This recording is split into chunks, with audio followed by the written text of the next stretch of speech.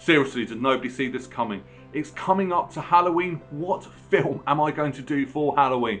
Well, obviously I was going to do Halloween. And also, I'm getting prepared for The Mandalorian Season 2 as well. But let's crack on with Halloween!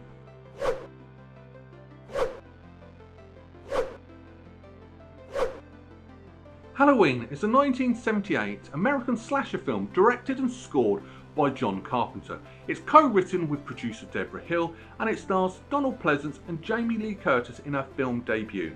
The plot tells the story about a mental patient who was committed to a sanitarium for murdering his teenage sister on Halloween night when he was 6 years old. 15 years later, he escapes and returns to his hometown where he stalks a female babysitter and her friends while under pursuit by his psychiatrist. When the film was released, it actually came on to becoming one of the most profitable independent films. There were a lot of concerns about the film, but ultimately it was very well received. But because I'm a nitpicking YouTuber, as I've been told by many people, I have watched this film and I can come up with 10 things that can make Halloween better. Number 10. Quickie. So at the opening of this film, Michael, as you find out later, you see the film through Michael's eyes and he's looking through his window, seeing his older sister and her boyfriend getting it on, just kissing. And then they go upstairs. So you all know what's going to happen.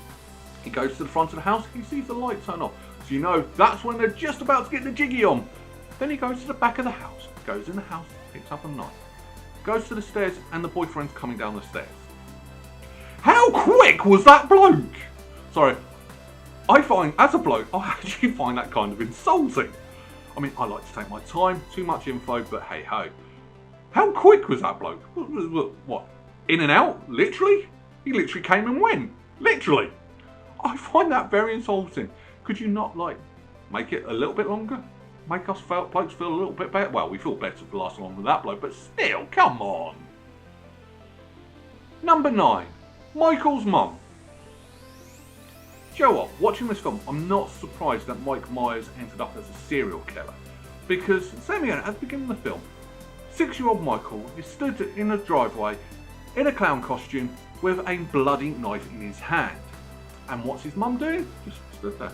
Doesn't look concerned, doesn't look worried, doesn't do anything. Now, I will put that down to extremely poor acting, but it does sort of like ruin it. Your kid is stood there with a bloody knife. Why are you not freaking out? The dad was, sort of. Still bad acting, but at least there was some emotion there. But the mum, no. Nothing. She was just... That's all she was doing. It was appalling. Number 8. Deaf ears. This is quite a common thing where someone knows what's going on and it tries to go around telling everyone. Now, 9 times out of 10, this is children, which I have picked up in videos before, or mad people. But this film did it slightly differently. You actually had a fully trained psychiatrist trying to warn everyone what the hell's going on. And yet nobody's listening. Nobody is listening to the expert who has studied this serial killer, this maniac, this madman for the past 50 years, and nobody is listening to him. Why? This film could have been solved if people listened to the experts, but no. But then again, we wouldn't have had a film either. But still, no one listens to the experts. Why not? Number 7. Long-winded. Now, this is the part of the video where my retention rate's going to drop off because everyone's going to stop watching this after this. But I did find this film very long-winded and not very engaging. It was very suspenseful. But that suspense went on for too long. It was great beginning, great ending. The middle needs a lot of work because nothing really happened. It was just being stalked. That was it. And although it did build up that suspense, we need some, at least put some jump scares in every now and again. I didn't find it very jump scary. And this is the part people are going to hate me for.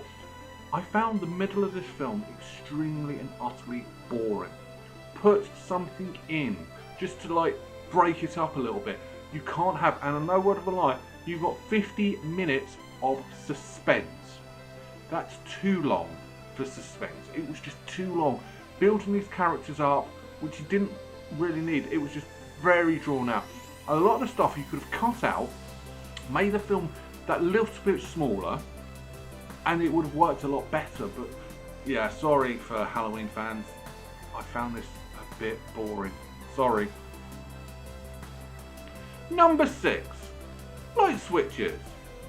So two of the kids have walked into a house to, get it on, like all teenagers seem to do in these films, and they open the door.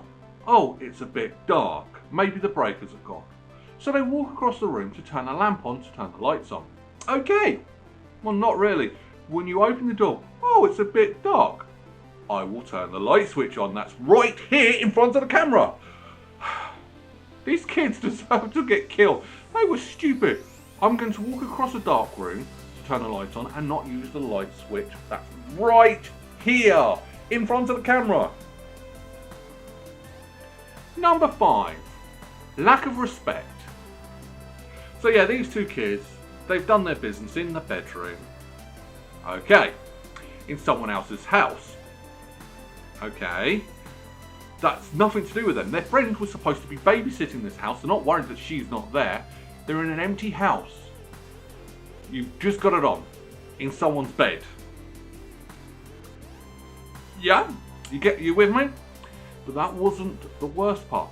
After they've done the deed, no condoms by the way, after they've done the deed, one of them goes downstairs, opening up the fridge to grab a beer. Not only have you just humped in someone's bed, you're stealing their beer. Okay, granted he got killed about 5 seconds later, but still, show some respect for these people's houses that you've just humped in. Number 4, blindness.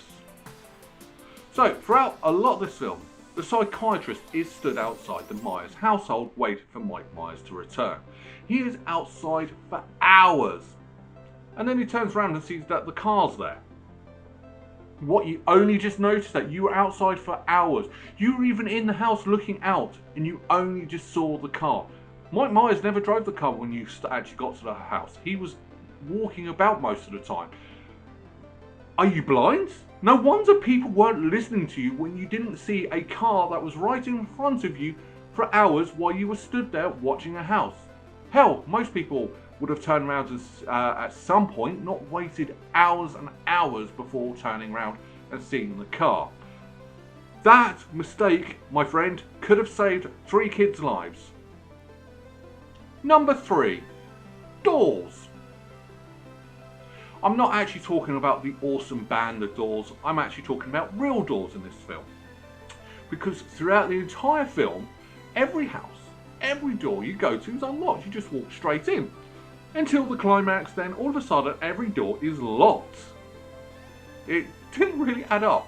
Why throughout most of the film it's unlocked, then why is it at the end, in the climax to build, all the doors were locked? Why didn't you have the doors locked throughout the film? I wouldn't have been picking it up and it would have made no difference to the climax. But yeah, they walk into people's houses, no one's there. At all. Yeah, why? It didn't actually make that much sense. Number 2, Mike Myers. Yeah, Mike Myers' cameo as Shrek in this film was appalling. No, I'm kidding, he wasn't in this film. But there was an issue I did have with the Shape, as he's called in the credits. Throughout the film, as he is stalking people, it was done quite well. As he killed the first couple of people, you could see that cold, calculating, curious killing. It was brilliant.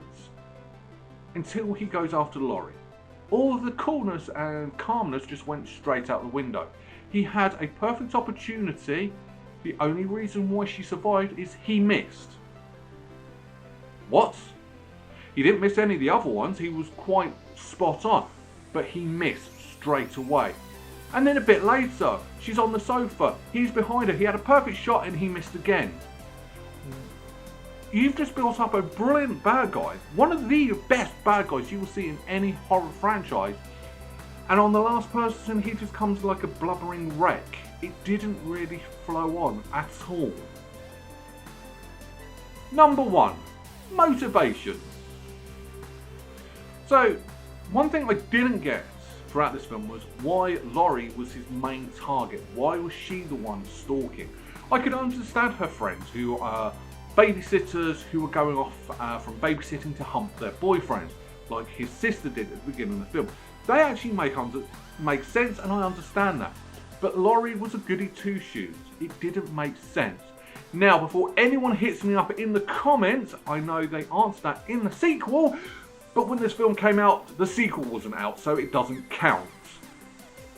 It didn't really make much sense, and I think that's why they added it in the sequel.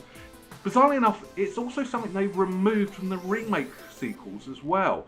Why he was going after it didn't actually make much sense. In fact, he would have been more protective of her and just killed her friends, and that's it. The girls that were running away from their responsibilities. Final thoughts. So here we go. My thoughts on the Halloween film. Yeah. Sorry, I didn't exactly like it. I did find it boring. Trying to review this film was actually extremely hard because I kept picking up my phone and playing Candy Crush. It was too drawn out. The beginning of the film was fantastic. The ending of this film was brilliant. The middle is what lets this film down. Now, for a low budget, and I mean a very low budget film, John Carpenter at this point hadn't made his name. This is the film that made his name. Was given £300,000, and this is what he made. So for what he made with that money deserves credit and a round of applause, but the execution in the middle, it did build suspense, and I'm not going to knock that, but that was it. Other than that, the acting was kind of cool. I loved the acting. Jamie Lee Curtis was quite believable. Her friends, as slutty friends, were quite believable. So it was all good. I'm not going to not point to the fact there's green trees around everywhere in Halloween because they filmed in spring. It's not the filmmaker's fault on that one, so I was tempted to, but I didn't actually stick that as a point.